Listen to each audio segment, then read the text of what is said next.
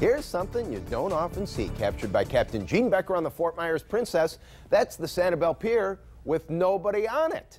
Look at that. Right now, the Sanibel Pier, this is actually a picture from about 15 minutes ago, not showing anyone out there enjoying the weather because it's just not very good weather. Cloudy skies right now, and cloudy skies are going to stay in place for a good majority of our weekend, although we do see a little bit of sunshine returning by late Sunday. Now, we're seeing a few sprinkles showing up on Storm Patrol Viper.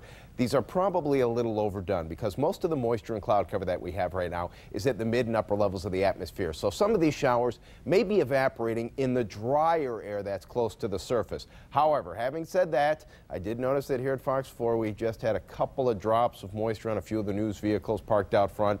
So a couple of light sprinkles in our forecast tonight. Not a huge deal. If you didn't have an umbrella, it might not be a big concern for you. I want to zoom in on a little bit of the heavier rain, if we can even call it that. It's around Bonita Springs. These are showers that are moving very, very quickly. And obviously, the clouds are very, very thick, staying on top of us through a good portion of the weekend. But by late Sunday, we do hope that we're going to break those clouds up a little bit. Temperatures right now very cool. 59 in Port Charlotte, 61 in Lehigh.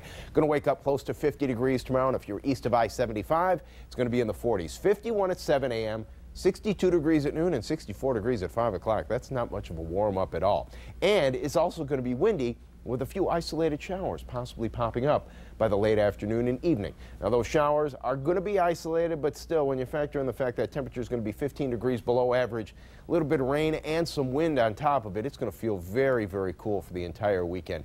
Starting tomorrow morning at about 6 a.m., you can see how the clouds may decrease a touch around 9, 10 o'clock or so, but it should be a mostly cloudy Saturday, and then we're going to be watching this upper-level disturbance in the Gulf of Mexico. You see some of the rain being picked up. I don't think the computer models have a great handle on this upper-level disturbance, but it is going to keep us cloudy for a good portion of Sunday. Then we start to clear out as high pressure begins to build in. This high is going to bring us a warming trend and some lighter winds, but those winds are going to be a factor for us Saturday and Sunday.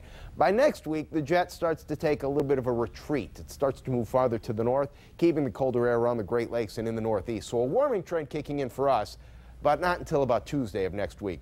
Cloudy with occasional showers on Saturday, and it will be windy. We're going to have some wind gusts in excess of 25 miles per hour. Earlier in the newscast, we told you about all the great things happening in Southwest Florida this weekend. If you're going out to any of them, wear your biggest jacket because you're probably going to need it, especially in the late afternoon Saturday. Sunday, really a repeat performance.